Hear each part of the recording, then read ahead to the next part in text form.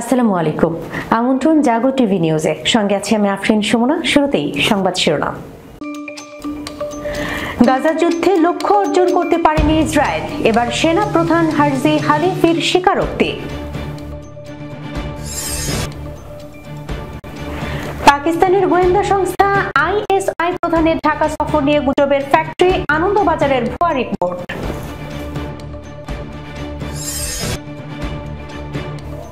ট্রাম্পের অভিষেক অনুষ্ঠানে মোদীকে সপাটে চপেটাঘাত, ট্রাম্প যেন চুনকালি লেপ্টে দিলেন উগ্র হিন্দুত্ববাদী মোদী সরকারের কপালে। ট্রাম্পকে সৌদি যুবরাজের ফোন, যুক্তরাষ্ট্রে $600 বিলিয়ন বিনিয়োগের ঘোষণা মোহাম্মদ বিন সালমানের। আবারও উগ্র হিন্দুত্ববাদীদের লাভ জিহাদের বলি হচ্ছেন সাইফ আলী খান।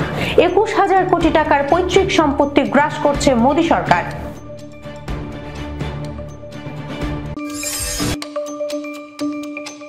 টিউলিপকে বিচারের জন্য বাংলাদেশে প্রত্যর্পণে চাপ বাড়ছে যুক্তরাজ্যে, যা বলছে ব্রিটিশ সংবাদ মাধ্যম ডেইলি মেইল।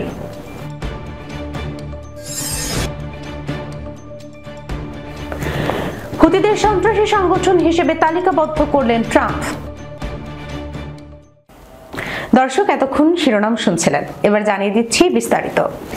গাজা যুদ্ধে লক্ষ্য অর্জন করতে পারেনি ইসরায়েল, এবার সেনা প্রধান হারজি হালিফির স্বীকারোক্তি। ইসরায়েলি সেনাবাহিনীর বিদায়ী চিফ অফ স্টাফ হারজি হালিফি বলেছেন, গাজায় সামরিক লক্ষ্য অর্জন সম্ভব হয়নি। সম্প্রতি তিনি পদত্যাগের ঘোষণা দিয়েছেন।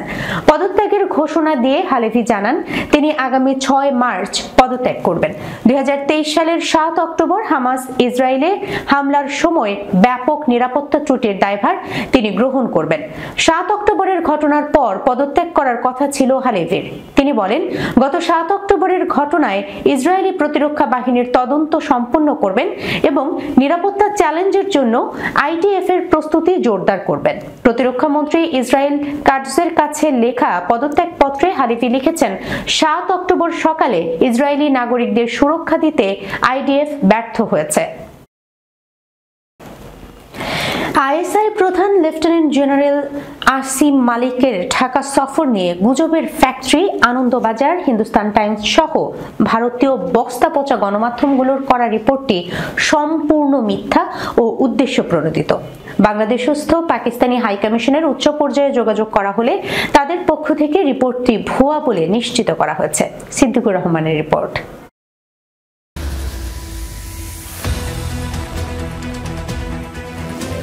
গুজবের ফ্যাক্টরি ও ভারতের তৃতীয় শ্রেণীর গণমাধ্যম আনন্দবাজারের ওই প্রতিবেদনে বলা হয়েছে, বাংলাদেশের সামরিক বাহিনীর 6 জন সেনাকর্তার একটি প্রতিনিধি দল কোনো ঘোষণা ছাড়াই 6 দিনের পাকিস্তান সফর শেষে শনিবার ঢাকায় ফিরেছে। জবাবি সফরে পাকিস্তানের 4 সদস্যের একটি উচ্চ পর্যায়ের সামরিক প্রতিনিধি দল মঙ্গলবার সন্ধ্যায় 3 দিনের সফরে ঢাকায় পৌঁছেছে বলে সূত্রের খবর। ওই সফরের খবর পৌঁছানোর পরে ভারতের গোমূত্র সেবনকারী নিরাপত্তা বিশেষজ্ঞদের কপালে নাকি ভাঁজ ফেলেছে দুটি বিষয়। প্রথমটি সফর নিয়ে চূড়ান্ত গোপনীয়তা রক্ষার চেষ্টা, দ্বিতীয়টি পাক প্রতিনিধি দলের নেতা হিসেবে আসা সেনাকর্তা লেফটেন্যান্ট জেনারেল আসিম মালিকের পরিচয়। গুপ্তচর সংস্থা আইএসআই এর প্রধান তিনি। দলে আইএসআই এর আরও এক উচ্চপদস্থ কর্মকর্তা রয়েছেন বলে সূত্রের খবর। প্রতিবেদনে বলা হয়, পাকিস্তানি সামরিক বাহিনীর প্রতিনিধি দলটি আরব আমিরাতের একটি উড়ান সংস্থার বিমানে দুবাই থেকে মঙ্গলবার সন্ধ্যা 5টার কিছুটা পরে ঢাকা বিমানবন্দরে নামেন বলে সূত্রের খবর। আইএসআই এর ডিরেক্টর জেনারেলের নেতৃত্বে দলটিকে স্বাগত জানাতে সেখানে উপস্থিত ছিলেন বাংলাদেশের সামরিক গোয়েন্দা সংস্থা ডিজিএফআই এর একজন উচ্চপদস্থ কর্মকর্তা ব্রিগেডিয়ার মেহেদি। সূত্রের খবর, পাকিস্তানি প্রতিনিধি দলে মালিক ছাড়া রয়েছেন আইএসআই এর director general analysis major general Shahid Amir Afsar. এছাড়া রয়েছেন মেজর জেনারেল আলম আমির আওয়ান এবং এসএসজির কর্তা মোহাম্মদ উসমান লতিফ। বাংলাদেশ সেনাবাহিনী পরিচালিত 5 তারকা হোটেল জার্ডিসন ব্লুতে থাকার ব্যবস্থা হয়েছে পাকিস্তানি দলটির। বাংলাদেশের সেনা কর্তাদের সঙ্গে আলোচনা ছাড়া গাজীপুরের সমরাস্ত্র কারখানা পরিদর্শন এদের সফরসূচিতে রয়েছে বলে খবর।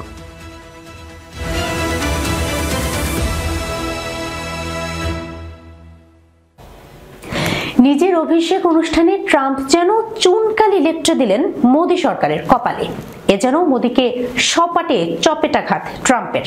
সম্প্রতি মার্কিন যুক্তরাষ্ট্রের 47তম প্রেসিডেন্ট হিসেবে অভিষেক হয় প্রেসিডেন্ট ডোনাল্ড ট্রাম্পের। সেখানে আমেরিকান ইতিহাস বদলে দিয়ে বিশ্বের হাই প্রোফাইল লোকজনদের নিমন্ত্রণ জানান ট্রাম্প। তবে সেই তালিকায় স্থান হয়নি আমেরিকার তথাকথিত মিত্র ভারতের। অভিষেক অনুষ্ঠানে মোদি না থাকলেও সেখানে বিশেষ অতিথি হিসেবে দেখা যায় খালিস্তানপন্থী নেতা পান্নুনকে। ট্রাম্প যেন পুরোপুরিভাবে মুখ ফিরিয়ে নিয়েছেন মোদি প্রশাসন থেকে। এমনকি ভারতীয় কোনো মিডিয়াকেও দেয়া হয়নি অভিষেক অনুষ্ঠানে ঢোকার অনুমতি। এছাড়া দেশটির অন্যতম গুরুত্বপূর্ণ সাংবাদিক পালকি শর্মাকে রাস্তায় দাঁড়িয়ে করতে হয়েছে রিপোর্ট। বিস্তারিত প্রতিবেদনে।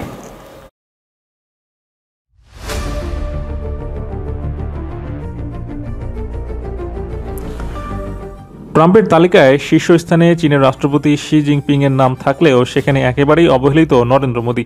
অভিষেক অনুষ্ঠানে মোদী না থাকলেও সেখানে বিশেষ অতিথি হিসেবে দেখা যায় খালিস্তানপন্থী নেতাকে। তবে কি মোদীর ডাবল স্ট্যান্ডার্ড ভূমিকার কারণেই অপমানিত হলো ভারত, নাকি দেশটিকে ঘিরে চলছে আমেরিকার মহাপরিকল্পনা? সম্প্রতি সোশ্যাল হ্যান্ডেল ইনস্টাগ্রামে ভাইরাল হয়েছে ট্রাম্পের অভিষেক অনুষ্ঠান পরবর্তী লিবার্টি বল পার্টির একটি ভিডিওটি রীতিমতো আলোড়ন সৃষ্টি করেছে পুরো ভারত জুড়ে। কেননা ভাইরাল সেই ভিডিওতে দেখা যায় ভারত থেকে স্বাধীনতাকামী খালিস্তানপন্থী নেতা গুরুপদ পন্ত সিং পান্নুকে। তার গলায় দেখা যায় বিশেষ একটি কার্ড ঝুলানো। সকলের সাথে একত্রে উদযাপন করছেন বল পার্টি। সেখানে সবাই যখন চিৎকার করে আওয়াজ তুলে বলছিল আমেরিকা আমেরিকা, তখন পান্নু একই সুরে বলে ওঠেন খালিস্তান জিন্দাবাদ। আর এটাই এবার মাথা ব্যথার অন্যতম কারণ হয়ে দাঁড়িয়েছে দেশটির জন্য। কিছুদিন আগে ভারতের বিরুদ্ধে অভিযোগ উঠেছিল দেশটির গোয়েন্দা সংস্থা খালিস্তানি এই নেতাকে হত্যার চেষ্টা করছে। এমনটাই জানিয়েছিল মার্কিন গোয়েন্দা সংস্থা FBI। এমনকি এই অভিযোগে দেশটিতে আটক করা হয় ভারতীয় গোয়েন্দা সংস্থার সদস্য আকাশ যাদবকে। এদিকে ভারতীয় গণমাধ্যম ফার্স্ট পোস্টের একটি রিপোর্টে বলা হয়েছে পান্নুকে বিশেষভাবে নিমন্ত্রণ করেছে ট্রাম্প প্রশাসন। এমনটাই নাকি দাবি করেছে পান্নু। প্রশ্ন হলো, কেন মোদীকে রেখে পান্নুকে বিশেষভাবে নিমন্ত্রণ করছে ট্রাম্প? এ বিষয়ে বিশিষ্টজনদের মতামত, প্রথমত এর অন্যতম কারণ হতে পারে ভারতের একই সাথে রুশ আমেরিকা প্রীতি। ট্রাম্প কখনোই ডাবল স্ট্যান্ডার্ড পছন্দ করেন না, যা বলার সরাসরি বলে দেওয়াই তিনি বেশি পছন্দ করেন। দ্বিতীয়ত যে বিষয়টি হতে পারে সেটি হলো খালিস্তানপন্থীদের অধিকার এবং স্বাধীনতার ক্ষেত্রে বিরাট একটি আলোচনার দ্বার উন্মোচিত হতে পারে, যা মোদী সরকারের জন্য মোটেও ভালো কিছু নয়।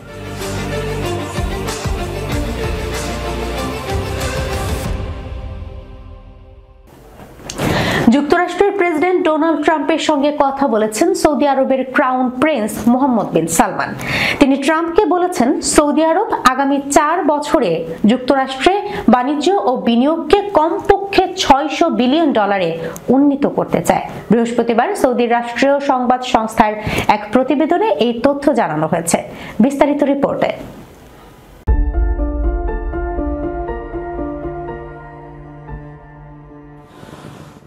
সৌদি প্রেস এজেন্সির বরাতে ডন জানিয়েছে বুধবার টেলিফোনে ট্রাম্পের সঙ্গে ফোনে কথা বলেছেন সালমান। তিনি ফোনালাপে ট্রাম্পকে অভিনন্দন জানিয়েছেন। এছাড়া দুই দেশের নেতার মধ্যে দ্বিপাক্ষিক সম্পর্ক বাড়ানোর বিষয়ে কথা হয়েছে। প্রতিবেদনে আরও বলা হয়েছে ট্রাম্প সালমান সন্ত্রাসবাদ মোকাবেলায় দ্বিপাক্ষিক সহযোগিতা বাড়ানোর পাশাপাশি মধ্যপ্রাচ্যের শান্তি, নিরাপত্তা ও স্থিতিশীলতা বাড়াতে তাদের দেশের মধ্যে সহযোগিতার উপায় নিয়ে আলোচনা করেছেন। তবে পরিকল্পিত বিনিয়োগের কোনো বিবরণ প্রতিবেদনে উল্লেখ করা হয়নি। এর আগে মিডল ইস্ট মনিটরের প্রতিবেদনে বলা হয়েছে ট্রাম্প প্রথম বিদেশ সফর হিসেবে সৌদি আরব বেছে নিতে পারেন। প্রতিবেদনে বলা হয় গত সোমবার ট্রাম্প জানান তিনি প্রথম বিদেশ সফর হিসেবে সৌদি সম্ভবত যাবেন, তবে সৌদিকে $500 বিলিয়ন মার্কিন পণ্য কিনতে হবে। এর আগে 2017 সালে ক্ষমতা আসার পর ট্রাম্প প্রথম বিদেশ সফরে যান সৌদি আরব। ওভাল অফিসে ট্রাম্প এক রিপোর্টারকে বলেন তিনি সৌদি আরবে গিয়েছিলেন কারণ দেশটির সরকার শত শত বিলিয়ন ডলারের মার্কিন পণ্য কিনতে রাজি হয়েছে। মার্কিন প্রেসিডেন্ট বলেন, আমি গতবার সৌদির সঙ্গে এমন করেছিলাম কারণ তারা $450 বিলিয়ন মার্কিন পণ্য কিনতে রাজি হয়েছিল। আমি আবার সৌদি যাব, তবে সৌদিকে আরও বেশি পণ্য কিনতে রাজি হতে হবে। এমন খবর প্রকাশিত হওয়ার পরেই সৌদি আরব যুক্তরাষ্ট্রের $600 বিলিয়ন বিনিয়োগের পরিকল্পনার কথা জানালো, সূত্র BBC।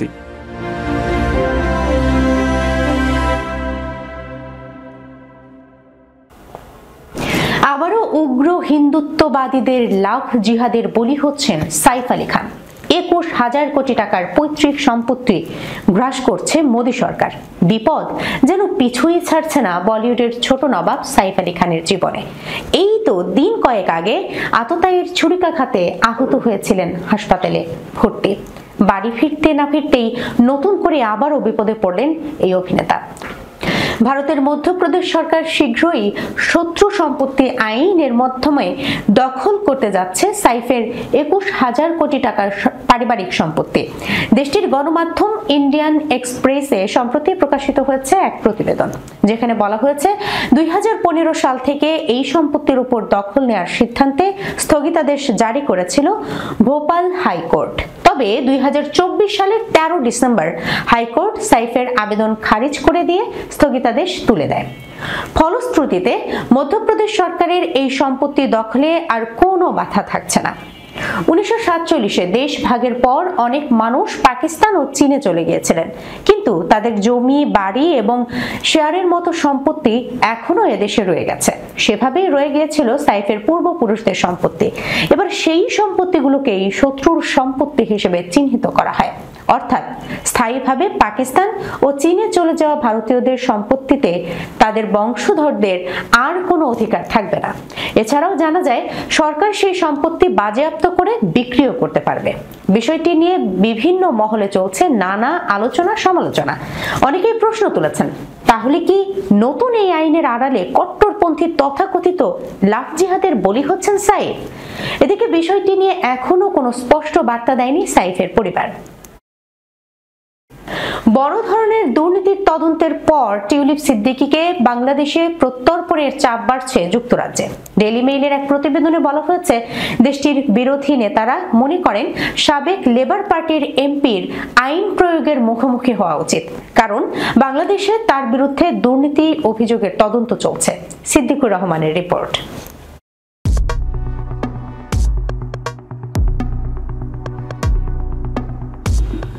ডেইলি মেইলের প্রতিবেদনে বাংলাদেশের রাজনীতিক ববি হাজ্জাজের বরাত দিয়ে বলা হয়েছে, তিনি বাংলাদেশ সরকার ও দুদকের কাছে যুক্তরাজ্য থেকে টিউলিপ সিদ্দিককে দেশে ফিরিয়ে আনার দাবি জানিয়েছেন। টিউলিপ বর্তমানে তার খালা শেখ হাসিনার সঙ্গে তার যোগসূত্রের জন্য তদন্তাধীন, যিনি আগস্টে দুর্নীতি ও নিষ্ঠুরতার অভিযোগের মধ্যে বাংলাদেশের প্রধানমন্ত্রী পদ থেকে পদচ্যুত হন এবং ভারতে পালিয়ে আসেন। এদিকে ব্রিটিশ সরকার টিউলিপকে প্রত্যাবর্তন আদেশ মেনে চলার জন্য অনুরোধ করবেন কিনা জানতে চাইলে ব্রিটিশ প্রধানমন্ত্রী কিয়ার স্টারমারের মুখপাত্র গুইডো ফসকে বলেন, তারা আগেই কিছু বলবে না। এসব দাবির পর বাংলাদেশ জাতীয়তাবাদী গণতান্ত্রিক আন্দোলনের প্রতিষ্ঠাতা ও চেয়ারম্যান ববি হাজ্জাজ তাকে আইন প্রয়োগকারী সংস্থার মুখোমুখি করার জন্য বাংলাদেশে প্রত্যাবর্তনের দাবি জানান। হাজ্জাজ গুইডো ফসকে বলেন, টিউলিপের যুক্তরাজ্য এবং বাংলাদেশ উভয় দেশের জন্য দ্বৈত নাগরিকত্ব রয়েছে। তিনি দাবি করেন যে তিনি দেশটির দুর্নীতি দমন কমিশনকে তাকে ফিরে আসার জন্য অনুরোধ করবেন। তিনি আরও বলেন, আমাদের পক্ষ থেকে আমরা অবশ্যই দুদক এবং আইন প্রয়োগকারী সংস্থাগুলিকে টিউলিপকে আইন প্রয়োগকারী সংস্থার মুখোমুখি হতে অথবা এখানে আদালতের মুখোমুখি হতে অনুরোধ করার জন্য চাপ দেব। হাজ্জাজ আরও দাবি করেন, লেবার সরকার স্বৈরাচার শাসকদের আস্থাভাজনদের দ্বারা ব্যাপকভাবে সমর্থিত। লেবার এবং আওয়ামী লীগ দল প্রায় সহযোগী দলের মতো এবং মানবাধিকার লঙ্ঘনের বিষয়টি খুব ভালোভাবে জানে।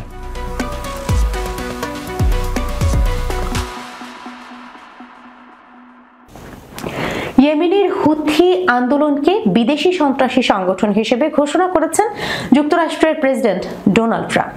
তবে এই পদক্ষেপ ওই অঞ্চলে বিশৃঙ্খলা আরও বাড়িয়ে তুলবে বলে মনে করছেন বিশেষজ্ঞরা। বুধবার হোয়াইট হাউসের এক বিবৃতিতে বলা হয়েছে, হুথিদের কর্মকাণ্ড মধ্যপ্রাচ্যে মার্কিন বেসামরিক নাগরিক ও কর্মীদের নিরাপত্তা, আমাদের নিকটতম আঞ্চলিক অংশীদারদের নিরাপত্তা এবং বৈশ্বিক সামুদ্রিক বাণিজ্যের স্থিতিশীলতার জন্য হুমকি। ইয়েমেনের বেশিরভাগ অংশ নিয়ন্ত্রণকারী হুথিরা 2023 সালের নভেম্বর থেকে লোহিত সাগরে চলাচলকারী জাহাজগুলোতে 100টিরও বেশি হামলা চালিয়েছে। তারা গাজায় হামাসের বিরুদ্ধে ইসরায়েলের যুদ্ধের বিষয়ে ফিলিস্তিনিদের সঙ্গে সংহতি প্রকাশ করেছে। আরব নিউজ জানিয়েছে, হুথিরা 2টি জাহাজ ডুবিয়ে দিয়েছে, একটি জাহাজ আটক করেছে এবং কমপক্ষে 4 জন নাবিককে হত্যা করেছে।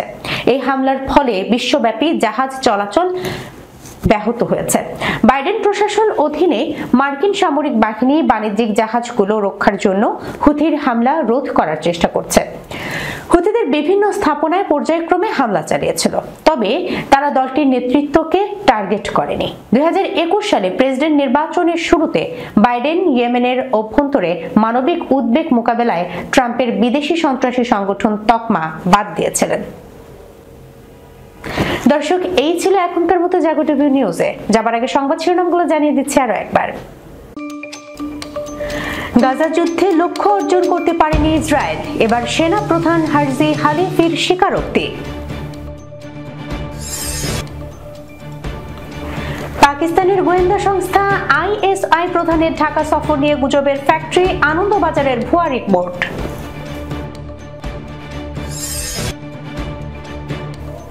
ট্রাম্পের অভিষেক অনুষ্ঠানে মোদীকে সপাটে চপেটাঘাত, ট্রাম্প যেন চুনকালি লেপটে দিলেন উগ্র হিন্দুত্ববাদী মোদী সরকারের কপালে। ট্রাম্পকে সৌদি যুবরাজের ফোন, যুক্তরাষ্ট্রে $600 বিলিয়ন বিনিয়োগের ঘোষণা মোহাম্মদ বিন সালমানের। আবারও উগ্র হিন্দুত্ববাদীদের লাভ জিহাদের বলি হচ্ছেন সাইফ আলী খান, 21,000 কোটি টাকার পৈতৃক সম্পত্তি গ্রাস করছে মোদী সরকার।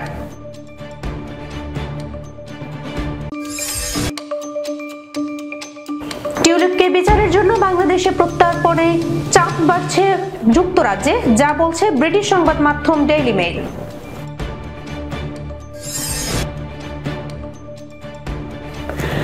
হুতিদের সন্ত্রাসী সংগঠন হিসেবে তালিকাবদ্ধ করলেন ট্রাম্প। এখনকার মতো এই পর্যন্তই। এতক্ষণ সঙ্গে থাকার জন্য ধন্যবাদ সবাইকে। আল্লাহ হাফেজ।